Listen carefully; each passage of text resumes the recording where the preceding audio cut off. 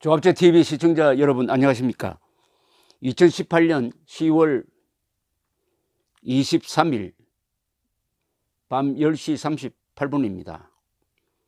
23일 문재인 대통령이 국무회의를 통해서 판문점 선언과 그 부속 문서인 남북군사합의서를 비준하기로 의결했습니다. 그리하여 이게 법률적 성격, 즉 강제력을 가지게 되었다라고 지금 이야기를 하고 있는데, 과연 이렇게 하는 걸 가지고 강제력을 가진 일종의 행정명령이 될 수 있을지는 의문입니다. 왜냐하면 이 내용은 헌법에 위반하는 내용이 많아요.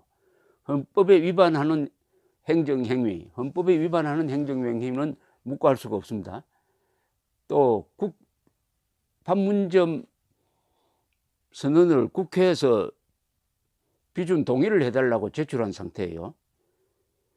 물론 비준 대상도 아니고 비준 동의 대상도 아닙니다. 왜냐하면 이것은 법률적 문서가 아닙니다. 그걸 읽어보면 아시겠지만 미사역으로 가득 찬, 그리고 헌법에 반하는 내용이 많은 이런 것은 선언문이지 법률 용어가 아니에요.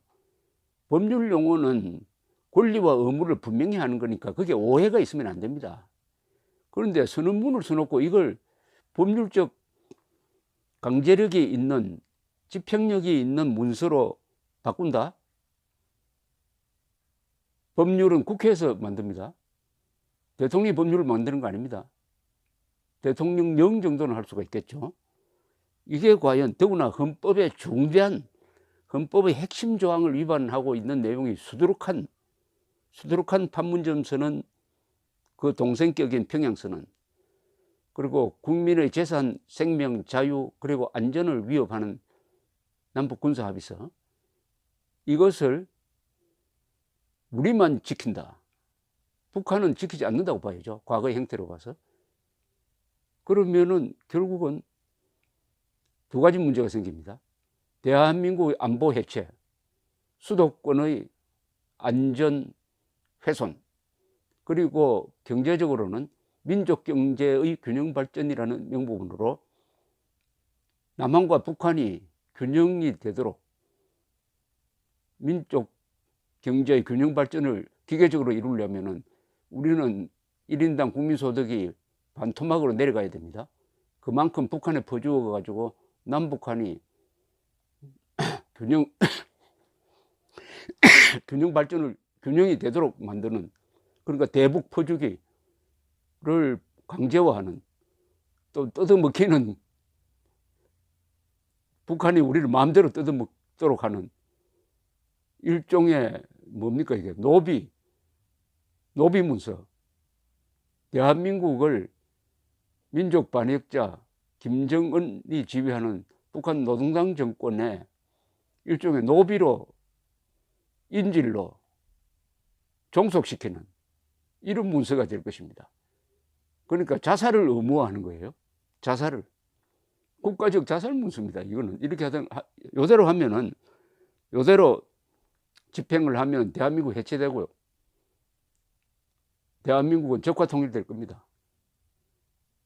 그 정도의 문서니까 이거는 나중에 위헌적 행위가, 위헌도 자질구레한 부분의 위헌이 아니라 통일이라든지 국가 정체성이라든지 이런 데 정면으로 위반되고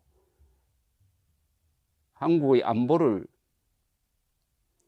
안보에 구멍을 내는 이런 문서이므로 이게 과연 실천이 되겠느냐 하는 것은 변론으로 하더라도 이 행위 자체는 위헌적인 요소가 너무 많으니까 탄핵 사유가 될 수 있습니다. 탄핵 사유가 될 수 있어요. 탄핵 사유가 될 수 있습니다. 제가 조목조목 해설을 해드리겠습니다. 첫째, 이 지난 9월의 평양선언은, 문재인 김정은 평양선언은 유엔의 대북 제재에 위반될 소지가 있는 대목이 많습니다. 유엔의 대북 제재. 이런 조항이 있어요. 남과 북은 상호 호혜와 공리 공영의 바탕 위에서 교류와 협력을 더욱 증대시키고 민족 경제를 균형적으로 발전시키기 위한 실질적인 대책들을 강구해 나가기로 하였다. 여기서 민족 경제를 균형적으로 발전시킨다는 말은 북한이 대한민국을 마음대로 뜯어먹을 수 있는 권리를 준다는 겁니다. 이게 6.15 선언부터 14선언, 이번에 판문점 선언, 그리고 평양선언까지 4차례 반복되고 있습니다. 여기에 어마어마한 함정이 있습니다. 첫째, 민족경제라는 게 있습니까? 민족경제가 있습니까? 남북한이 같은 경제권입니까? 같은 시장입니까? 같은 통화를 씁니까? 그런데 어디서 민족경제라는 말을 가지고 온 겁니까? 없어요. 북한은 사회주의 독재 백업경제, 대한민국은 자유민주주의 시장경제입니다. 존재하지 않는 것을 존재하는 것처럼 해가지고 민족경제를 균형적으로 발전시키기 위한 실질적인 대책들을 강구해 나가기로 했다니까 이 문서 자체가 허구입니다. 허구. 민족경제가 없는데 민족경제를 발전시킨다니까 거짓말 아닙니까? 그러면 이걸 법제화하면 어떻게 되느냐 이거예요. 이걸 법제화 해가지고 북한이 1인당 국민소득 3만 달러 중에서 1인당 16,000달러씩 우리한테 넘겨주라. 이렇게 하도록 하겠다는 거 아닙니까? 강도적 발상입니다. 민족경제를 균형적으로 발전. 문제는 북한 노동정권이 강도인데 강도 피해자가 될 대한민국이 강도 당할 의무를 명시한 거죠. 뜯어먹힐 의무를 명시한 겁니다.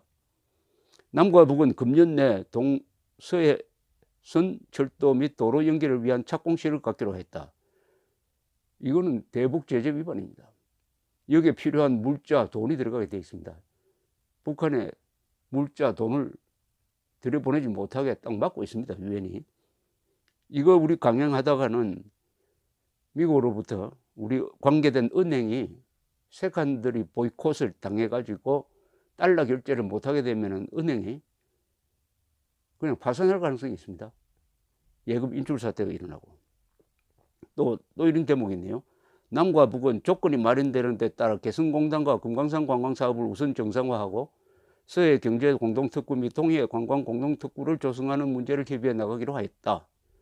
이것도 대북제재 위반입니다. 유엔의 대북제재 위반입니다. 왜 이렇게 하면 북한에 물건이 들어가고 돈이 들어가니까요.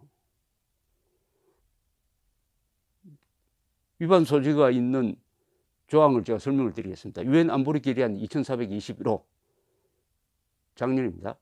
모든 회원국은 위원회에서 사안별로 사전에 허용된 경우를 제외하고 자국 영토 내 또는 자국 관할권 내 개인 또는 단체들이 조선민주주의 인민공화국과의 무역을 위해 공적 및 사적 금융 지원을 제공하는 것을 금지할 것을 결정하다. 북한에 일체의 돈을 주면 안 된다는 겁니다. 북한과 일체의 거래를 하면 안 된다는 겁니다. 금전 거래를 하면은 다 걸립니다. 근데 그것을 비준해가지고 법제화해가지고 강제로 하겠다. 그럼 대한민국이 유엔 제재를 위반하도록 강제하겠다는 거 아닙니까? 문재인 대통령이 그럴 자격이 있습니까?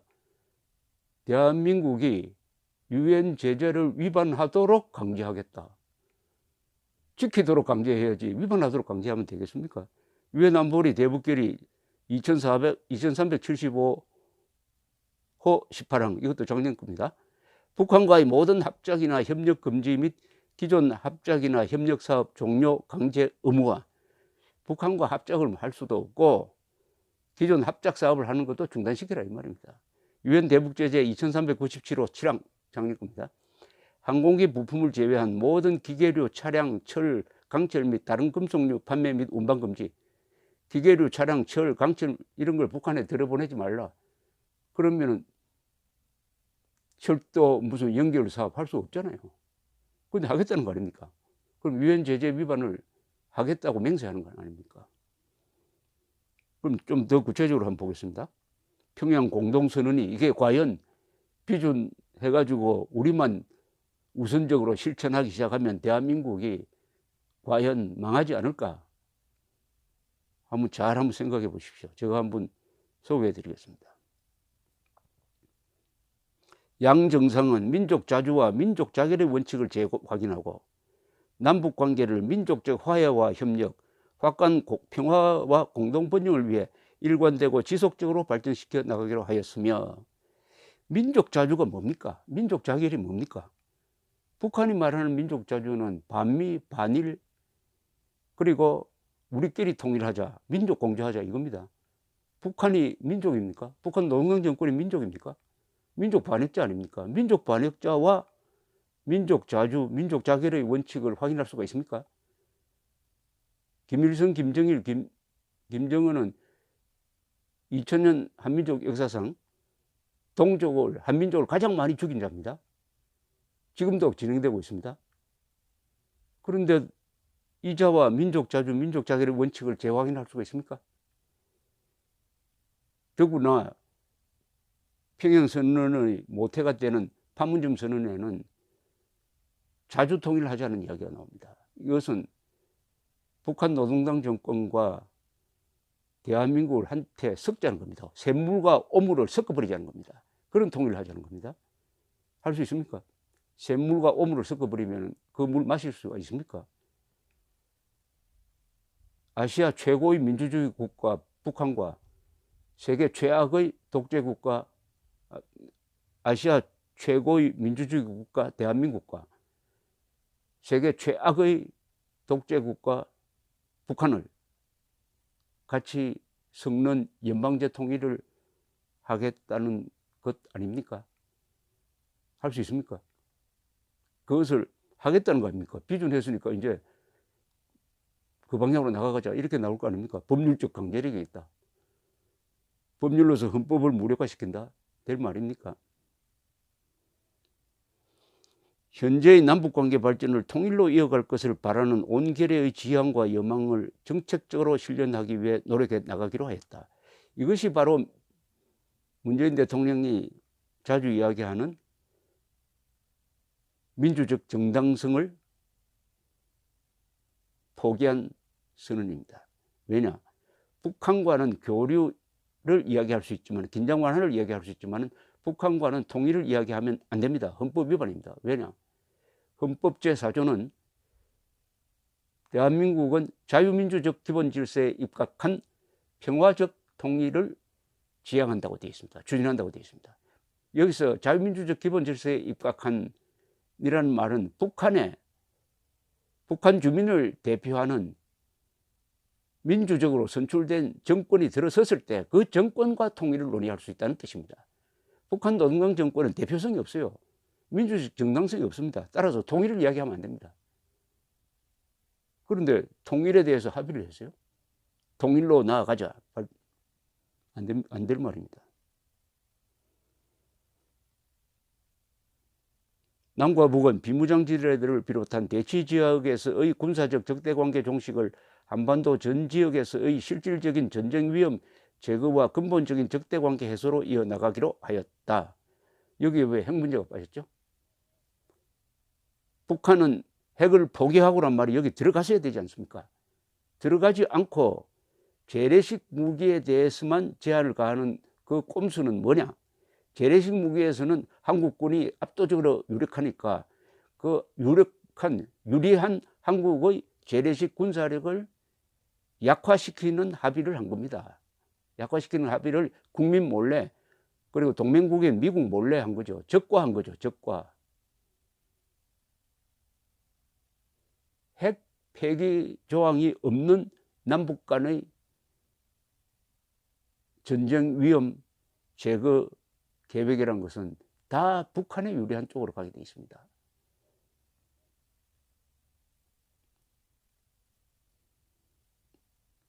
남과 북은 남북 군사공동위원회를 조속히 가동하여 군사 분야 합의서의 이행 실태를 점검하고 우발적 무력 충돌 방지를 위한 상시적 소통과 긴밀한 협의를 진행하기로 하였다.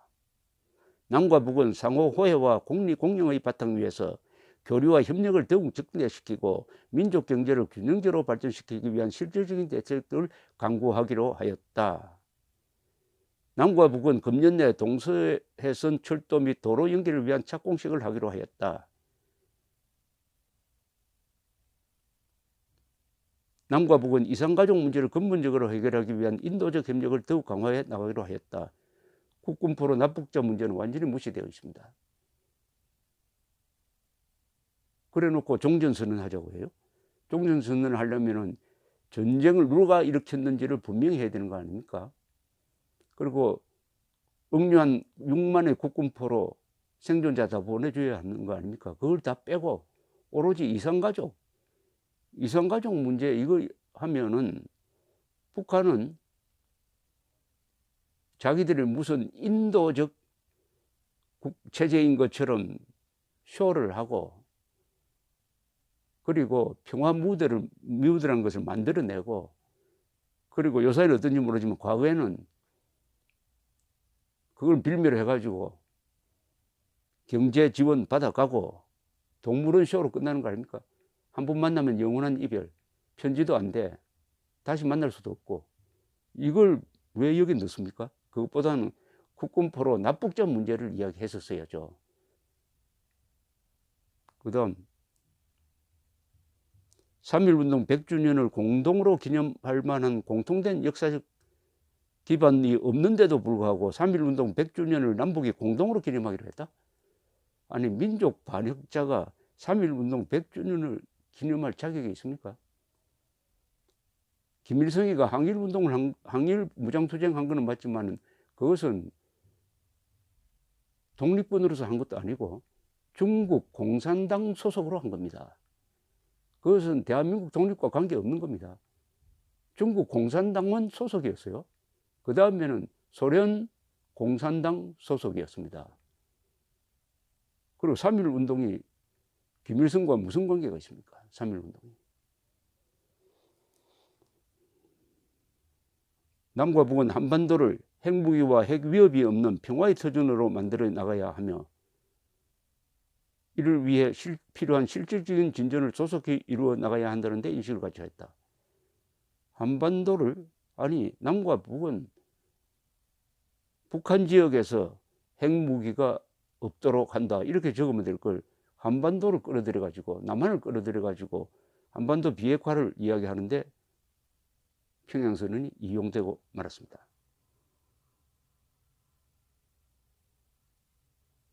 김정은 국무위원장은 문재인 대통령의 초청에 따라 가까운 시일 내로 서울을 방문하기로 했다.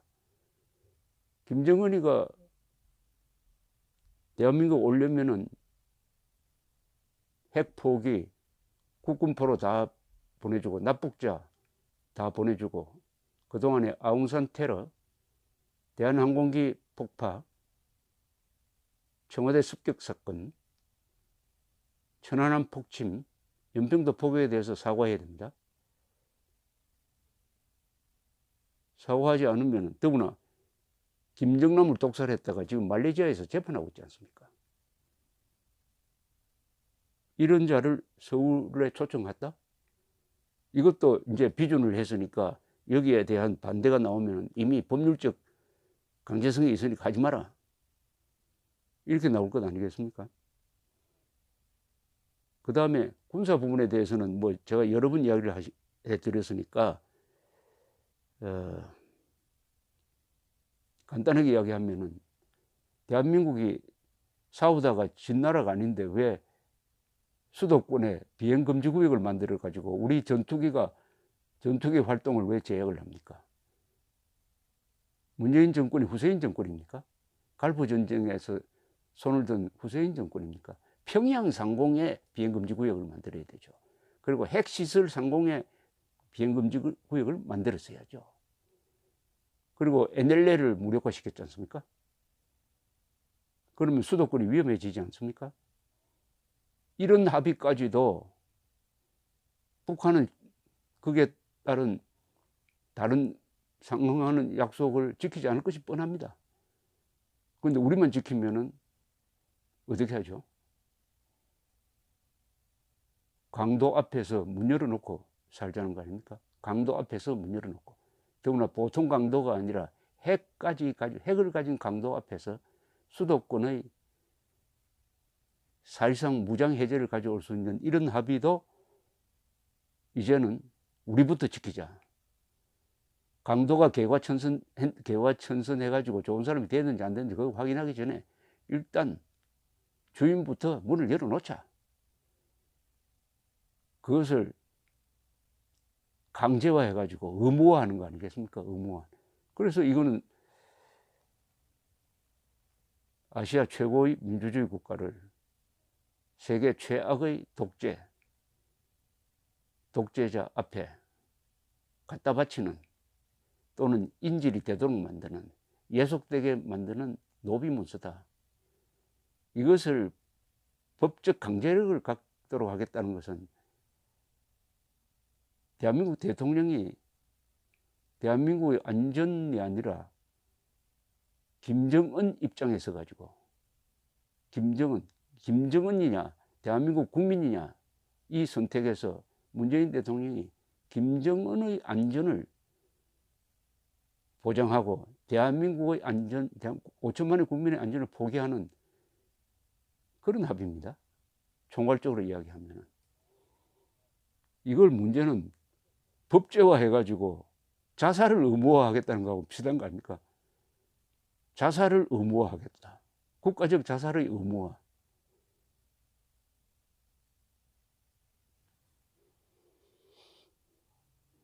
이거 모태가 되는 말이죠. 판문점 선언에, 판문점 선언. 그런데 이 판문점 선언이든지 평양 선언이 법률 문서가 되지 않아야 될 이유는, 첫째, 내용이 헌법 위반입니다. 헌법 위반되는 법률을 만들 수가 있습니까? 그리고 유엔 제재 위반입니다. 그러면 그걸 위반했다고 하는 대한민국이 범죄자가 됩니다. 그래도 됩니까? 그리고 문서가 선언문으로 되어 있어요. 선언문과 법조문은 다르지 않습니까? 이걸 어떻게 법률 문서로 만들고 또 국회가 비준 동의까지 하도록 만듭니까? 국가적 자살의 의무화, 국가적 자살을 강제화, 국가적 자살의 강제화 아닐까요?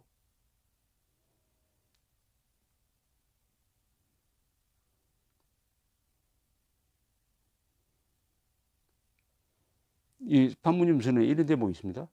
남과 북은 우리 민족의 운명은 우리 스스로 결정한다는 민족 자주의 원칙을 확인하였으며,